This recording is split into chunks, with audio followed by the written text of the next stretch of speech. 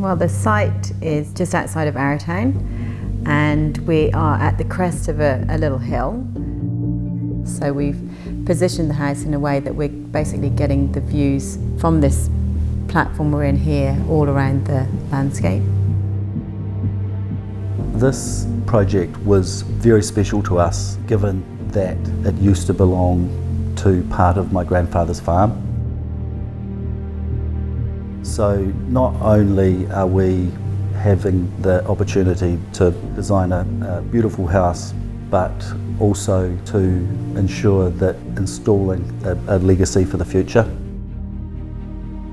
For us, Passive House enables us to really create a building that is suited to its climate. The climate that we've got here in Queenstown is pretty challenging. We've got real extremes, from really hot in the summers and then down to sort of -9 in the winter. First thing in the morning, you can go and stand next to your window and you could be in your pyjamas, and any time of year see outside, because you're not looking through at this amazing view with condensation, and you're not constantly thinking about how am I going to keep warm in this house. Client's brief from start to finish was all about practicality and just easy living. So we've got main living space, which we're in now, which is kind of the centre of all of these different spaces, and leading up from this is the suite for the owners, and it's a beautiful, I guess, eagle's nest that sits on top of everything else.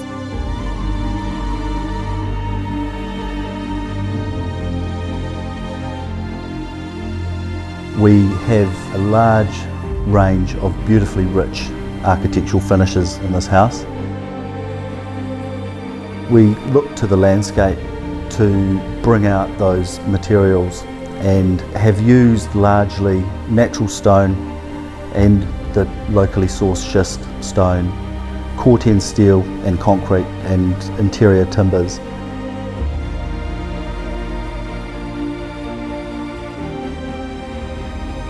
The building is embedded into the ground in a really honest, simple way. That was really important to us, to have a conviction that was really aware that we were designing a house that was going to be here for a long time and serve the future generations. Luckily, millennials really understand the environment, but the future I see really is in taking that to the next step and minimising energy use of the buildings.